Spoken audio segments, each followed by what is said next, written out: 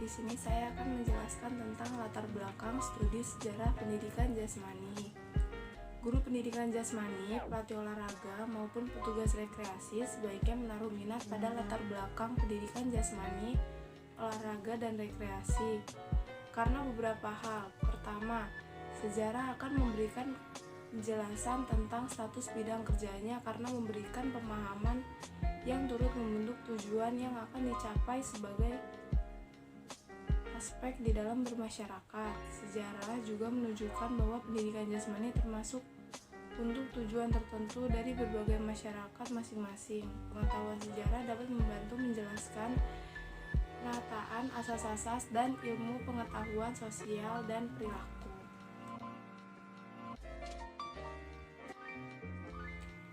Dan yang kedua ada sejarah pendidikan jasmani. Jadi pendidikan jasmani itu dibagi dalam 10 zaman. Yang pertama itu zaman primitif. Diduga aktivitas fisik manusia primitif berkaitan dengan pertahanan hidup, mencari makan, tempat berteduh, dan perlindungan dari keganasan lingkungan, serta kelanjutan perkembangan suku. Kesegaran jasmani dalam masyarakat primitif mutlak diperlukan untuk terus-menerus dapat mempertahankan diri. Yang kedua ada zaman kuno. Dua kebudayaan zaman kuno yang masih tetap bertahan dan masih hidup adalah Cina dan India yang suka sekali menuliskan sejarah hidup mereka. Cina mewariskan jenis aktivitas fisik dan permainan seperti gulat, tari-tarian, panahan, dan berbagai aktivitas fisik lainnya. Namun berbeda dengan India, di mana aktivitas fisik tidak terlalu ditekankan. Manusia Persia mencapai tingkat tertinggi sepanjang sejarah peradaban kuno ini karena Persia merupakan bangsa penakluk. Namun kegagalan untuk tetap perkasa membantu dan membawa Persia menuju kehancuran yang akhirnya dikalahkan oleh bangsa Greek. Yang ketiga ada zaman Greek. Bangsa Greek mencapai puncak tertinggi peradaban dalam setiap aspek dalam kehidupan. Pembentuk jasmani merupakan cara hidup orang Greek. Olimpiade bagi bangsa Greek lebih hanya sekedar festival olahraga, dan itu adalah cara hidup mereka. Bangsa Romawi menjadi semakin berkurang berpartisipasi dalam latihan jasmani karena lebih mementingkan ilmu pengetahuan dan harta kekayaan. Jika mereka jadi penonton, mereka menjadi lebih keras dan kasar dalam hiburan. Mereka selalu menghendaki yang lebih kejam.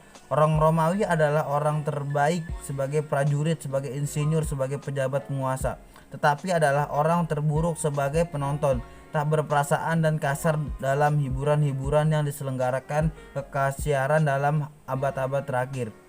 Profesionalisme dalam olahraga diterima dan tekanan diletakkan pada lomba Carlot dan perkelahian gladiator tanpa pembatasan hingga mengorbankan tubuh dan nyawa perlombaan. Zaman abad gelap. Pada zaman ini tidak ada sejarah yang menunjukkan pada sejarah pendidikan jasmani. Estetisme sangat merusak kemajuan dalam abad gelap dan abad pertengahan karena menentang individu dan praksara manusia. Latihan jasmani sama sekali tak terdapat dalam budaya abad ini. Sementara sekarang ini tak ada lagi filsafat demikian. Sisa-sisanya masih terdapat sebagai warisan. Ini dapat terlihat pada sikap orang yang menentang pendidikan, khususnya latihan jasmani. Contoh yang baik adalah pendapatan bahwa bergembira dan berbahagia serta pernyataan-pernyataan diri adalah dosa. Zaman feodalisme dan kesatria. Hanya ada dua macam profesi yang terbuka bagi anak muda kelas sosial tinggi, yakni jadi pejabat gereja atau jadi kesatria.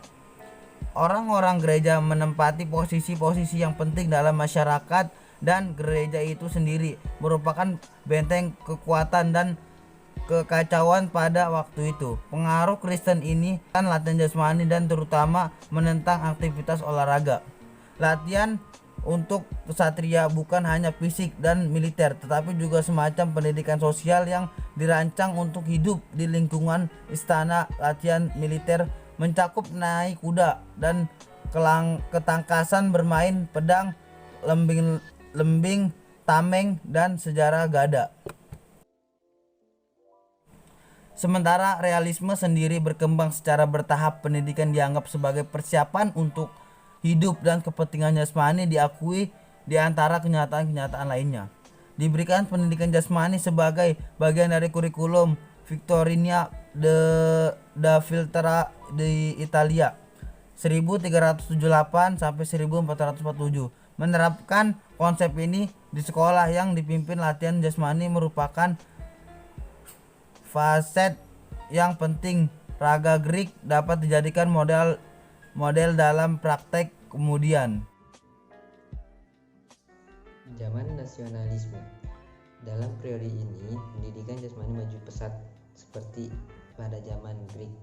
Sistem pendidikan jasmani mencakup olahraga, perminatan, dan gimnastik, menjadi bagian dari integral dari program pendidikan formal. Pendidikan yang sengaja diprogram di lembaga-lembaga pendidikan seperti sekolah-sekolah. Rousseau memberikan landasan teori bagi pendidikan jasmani modern, sedangkan praktek ia biarkan pada orang lain.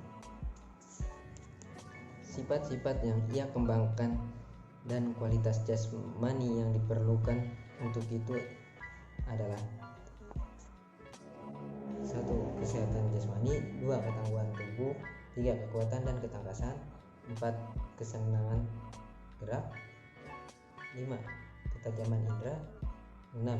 Keseimbangan tubuh, 7. Kegembiraan, 8. Kejantanan, 9. Keberanian, 10. Kesadaran dan aktivitas alami, 11. Kekuatan berpikir, 12. Kebersihan hati. Sejarah pendidikan jasmani dan olahraga di Indonesia terbagi menjadi 3. Yang pertama, zaman kolonial Belanda. Pendidikan jasmani dan olahraga yang dibawa Belanda ke Indonesia sudah tentu sesuai dengan yang ada di negeri Belanda sendiri. Pada awal abad 19, masuk dan berkembang sistem Jerman di negeri Belanda karena militer dalam penjajahan Belanda di Indonesia. Sistem Jerman tidak hanya dipakai di kalangan militer, tapi masuk juga ke sekolah, bahkan meluas ke lingkungan masyarakat. Pangkal tolak sistem Jerman dari Jan ini adalah kemungkinan gerak. Atas dasar itu, maka bentuk-bentuk latihan diciptakan berdasarkan kemungkinan untuk dapat dilakukan.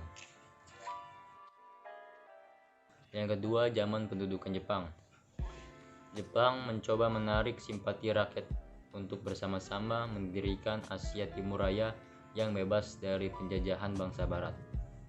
Rakyat diajak ikut serta mendukung tentara Jepang dalam perangnya melawan sekutu.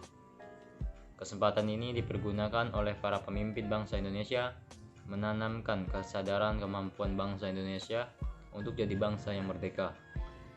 Sementara itu, Jepang melatih pemuda-pemuda dalam kemiliterannya dan olahraga budaya Jepang seperti sumo, kendo, judo, dan karasumo. Semacam gulat dan kendo, sejenis anggar dengan pedang yang dipegang dengan kedua belah tangan. Berlainan dengan judo dan karate, ternyata tidak berkembang di Indonesia. Lalu yang ketiga, zaman kemerdekaan. Di zaman Jepang kemerdekaan, pemerintah Republik Indonesia sempat menyelenggarakan Pekan Olahraga Nasional PON di Surakarta tahun 1948 yang disebut sebagai PON ke-pertama.